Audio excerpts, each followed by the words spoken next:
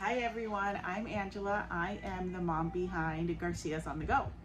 And I wanted to start a series talking about being a mom on the go and the things that we have been doing while we've been on the road. So to give you a quick background, we left our house on April 6th of 2021.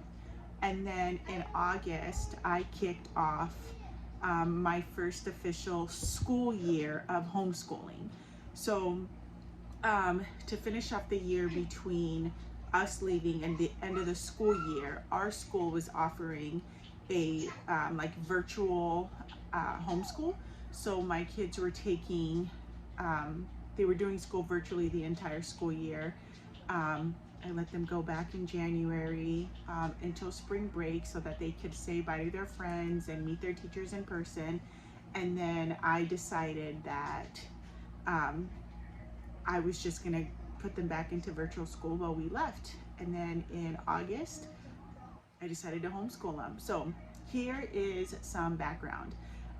When it comes to homeschooling, so if you're on the fence and you kind of don't know if homeschooling is right for you, know that there's many different ways of homeschooling. So there is like full like curriculums, schools that are like 8 to 3, and then there's people who don't believe in doing that, right? I'm trying to think of the correct word that they use, the correct term. I can't remember, but when I remember, I will share it. But there's different ways of homeschooling. So there's not like one size fits all and everyone can just do things differently. However, you do want to remember that depending on the state that you live in depends on the guidelines or rules that there are for homeschooling. So in the state of Colorado, which is our current home base, which it's where we're from, there are certain rules. So I did everything so fast and really waited until the last minute in like late July, early August, when I said I need to figure this out because school's gonna start and I need to start the boys on something. So I went through check.org as my umbrella school, and CHEC stands for Christian Home Educators of Colorado. And so check.org was my umbrella school, and they were very, very easy to work with. I called them, I asked them what the guidelines were for the state of Colorado, and I did exactly what they told me to do. So you can go to their website, chec.org, if you're interested in using them as an umbrella school if you're in the state of Colorado. You don't necessarily have to have an umbrella school. I'll be very honest with you, I didn't go crazy doing all of this research. I knew that my family was leaving in a camper. I knew we were going to be leaving for one entire school year at the time. That's what I thought it was going to be, but the original plan was they would be missing one school year. So my 5th grader would be doing school, my 4th grader would be doing school on the road, and then my 6th grader would be doing school on the road. So all I wanted to do was know the ins and outs to be able to get by for one school year.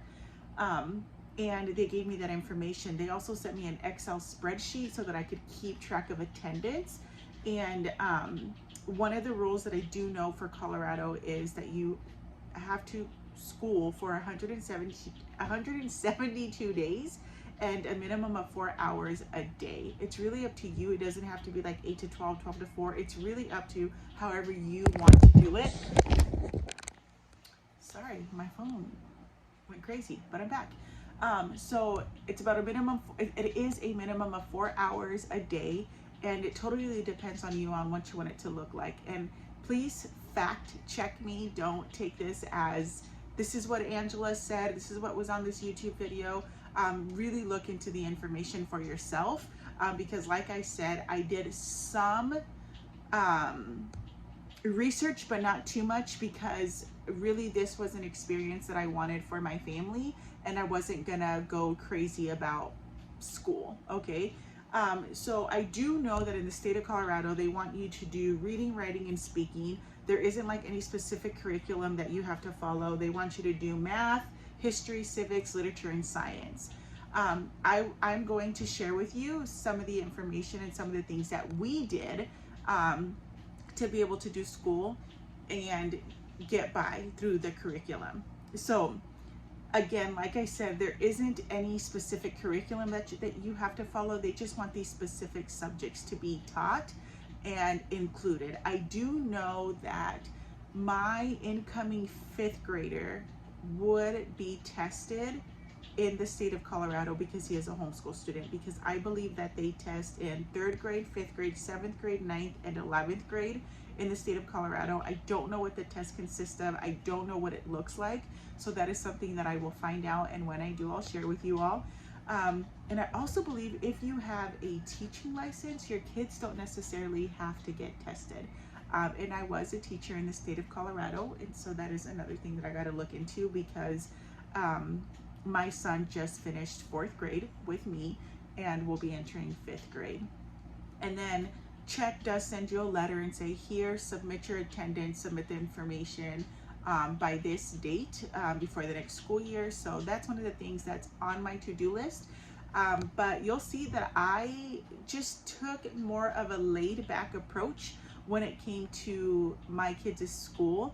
And it just kind of did my own thing. So one of the things that we did do is we did a Bible study together as a family, and I will tell you that we are not a family that went to church every Sunday, but what I did want while I was on this trip was I wanted my kids to learn about God. I want my kids to have a foundation and to believe in God. So one of the things that we did was I brought our Bible with us because we're traveling in our 5th wheel, and there is actually, we have quite a few, we have some room to store things, but there really is not that much storage. So one of the things we did was we did a Bible study, and I wish I had my Bible study stuff with me, but I don't have it. We did one on siblings. It's on I will put the link in the comments if you want to see that,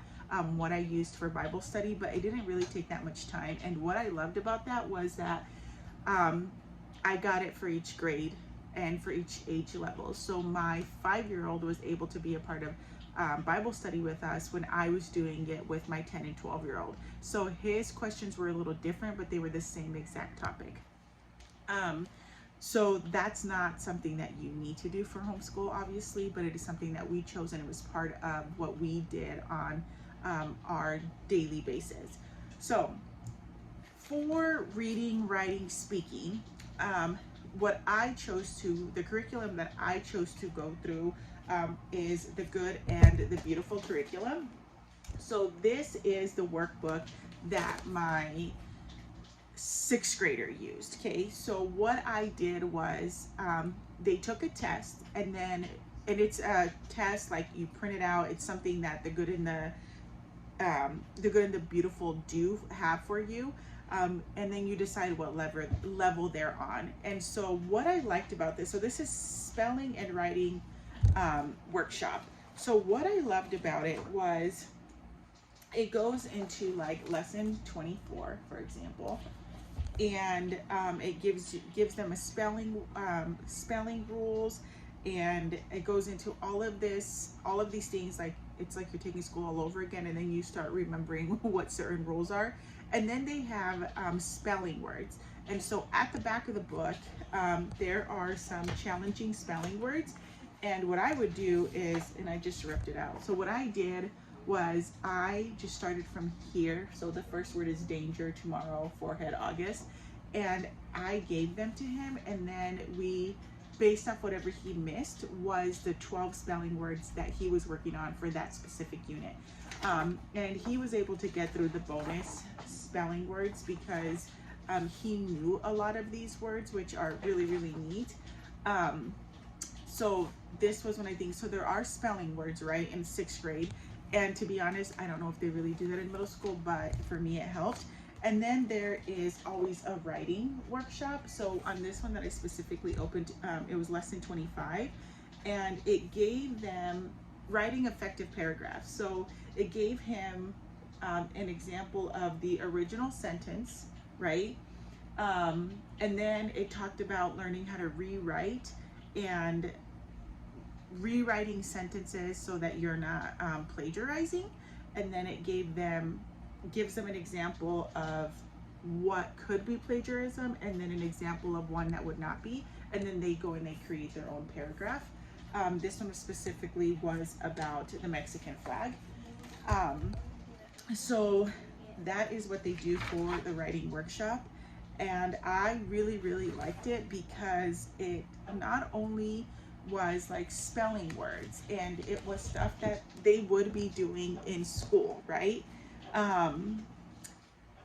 They did sentence diagramming, so I'm going to open lesson. I'm gonna go to lesson 25. Here it is. So lesson 25 in this book, the Language Arts and Literature course book, this is what you would do first, and then the one that I showed you. So this is exactly lesson number 25. And they go over homophones. And so the 4 specific words that he was working on here on the homophones was cheap, cruise, and cruise. So it gives them the example of the 2 difference between cheap and cheap, and then they have to decide on what sentence, which word belongs to what sentence. And then he had some books that he had to read out of. So this was level 4 world biographies, and these are literally world biographies based on famous people. So this is Jesse Owens, for example. And then they would write a summary, right? So on this specific one, it said, write a summary of the chapter. You must include, if you include only the main events, the most important events, you will run out of room. So it really just gave them this small area where they had to write.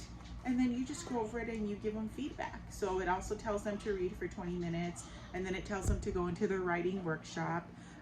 They also had challenging sentences at the end of this book, and really they were like hard sentences that they had to be able to read through. And then once they do, they get to like color the bird, because his was based on birds. Let me see if I can show you what that looked like. But I really like the Good and the Beautiful curriculum. So this one specifically is ladder number 8, the Asian home. Gives them facts about the birds, but these are the challenging sentences. And then once they master them, they move on to the next one. So they learn some facts, right, about the birds and where they're located. It gives them the map, what country it's from, and then it gives them some facts. And this was the Mandarin duck, and gives them some information. So I personally really like this. I am going to do the next level with my son, and he's going to be going into 7th grade, and we're going to continue working with this because I love that it really goes into the English language, the punctuation, the spelling. It challenges them. It also includes the books that they need to read. So for me personally, it makes my job easier as mom and as teacher.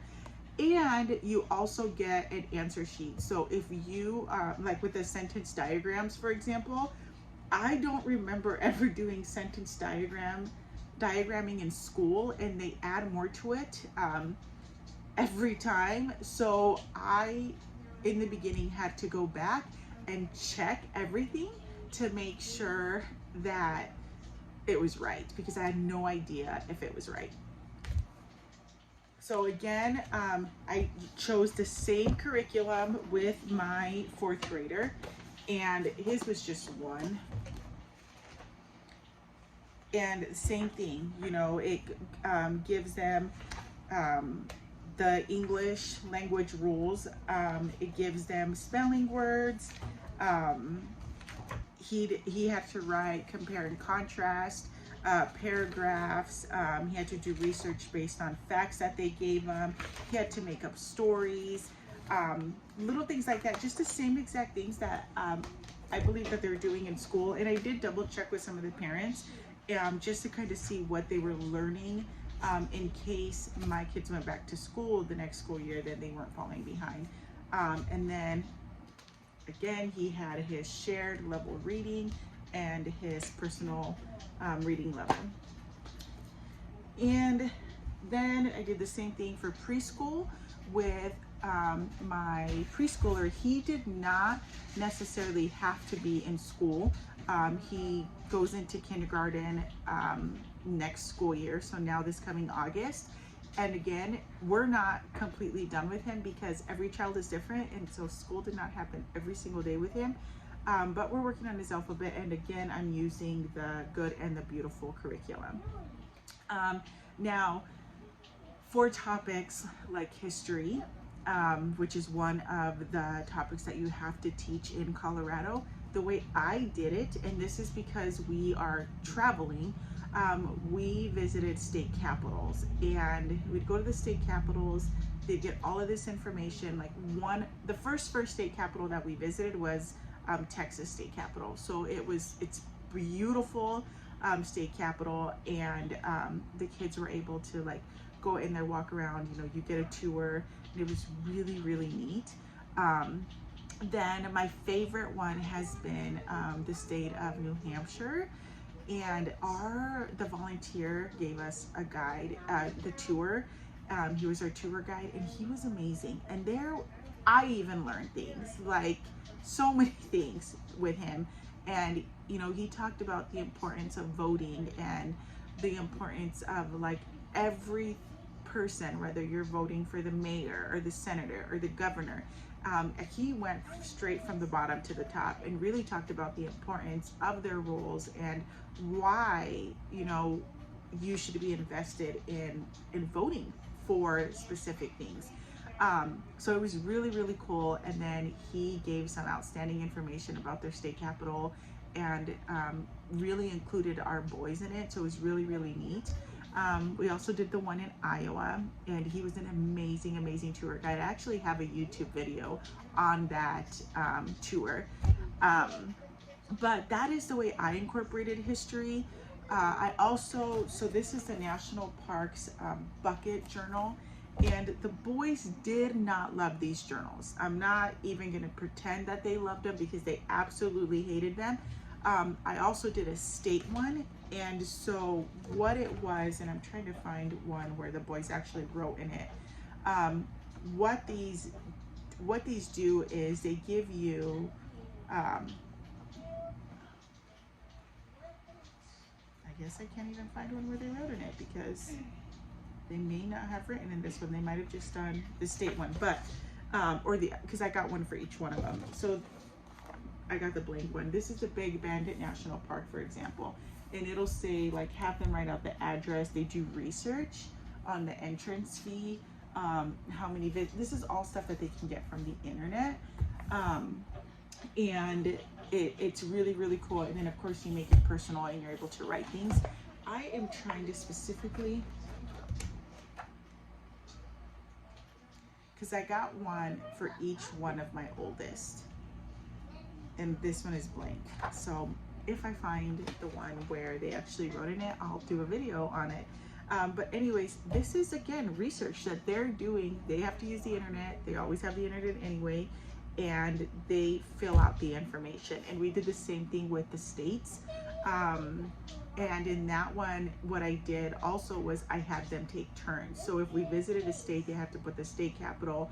They had to write down the 10 biggest cities, some rural towns that you could visit. They had to like draw out the flag. It was really, really neat. And then again, they made it personal. So this is what we did for history. That's what we did, right? I didn't get too crazy about that. For science, we visited science museums. I did have the Good and the Beautiful curriculum, but what I found was it was taking me a lot more time to get them through the curriculum that we were doing, that I didn't want it to become overwhelming. And because we were traveling and moving every week, the longest place we stayed was for 10 days. I really wanted it to be them learning on the go. But for me, my biggest things was I wanted them to know math, reading, and writing. So another program that we use is outschool.com. So for example, my 4th grader was struggling with his multiplication facts, and I signed him up, and he was meeting with a teacher and a couple other kids and going over his facts. My oldest is really into like engineering stuff, and he wanted to learn about making websites, and he did that through outschool.com. My oldest also did the foundations in personal finance for middle school by Dave Ramsey, and he'll be doing the high school version come August, and then I will be doing the middle school version with my soon to be fifth grader. So I'll be able to give you some information on that. And the cool thing is, like, the Dave Ramsey Foundation, foundations in finance and OutSchool are not only for homeschool. If you want your kids to do it in the summer, it's great. They can do it in the summer. You want them to do it after school, they can do it after school, because it's all at their own pace. And for math, we used CTC Math, and I can't remember what it is that you paid, but it's ctcmath.com. I know the founder is based out of Australia, but what I liked about CTC Math is that they would watch a little video, it would give them some examples, and then they'd go in and do the math. Yes, I did have to help them, and I am not a person who has strong math skills, but it was easy enough for me to go and watch the video and then be able to explain what they needed to do, right? So it wasn't like Mission Impossible. I know The Good and the Beautiful has a curriculum. There's actually plenty, and you will get overwhelmed by all of the research that you find. But for me, CTC Math worked. It was online. I did not have to teach it. All I had to do was go in and assign the assignments. I put what the grade had to be for it to be considered a passing. I assigned the test. They take the test. It's all graded because it's all done over the computer, and I did not have to worry about that. So for me, that was something that was really, really important, is I did not want to be overwhelmed with a subject like math and then have our homeschool experience not be the best experience for my boys or for me.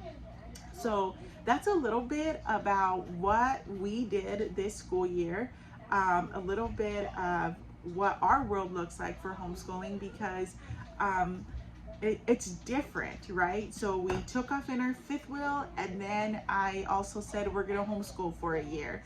And what's next for us, I have no idea. I do know that I don't plan on sending my kids back to school anytime soon. So one of the things that we are looking at is changing our home state to be Florida and going through Florida virtual schools. So if we decide to do that, I will do another video on what we're doing and why we decided, but it is something that I'm currently looking at. So if you're watching this video and you are new to homeschooling and there's other curriculums, other things that you've used, please tell us about them, because I'm always looking for resources and people are always looking for different resources. So this is a little bit about this mom who's on the go, and see you next Monday.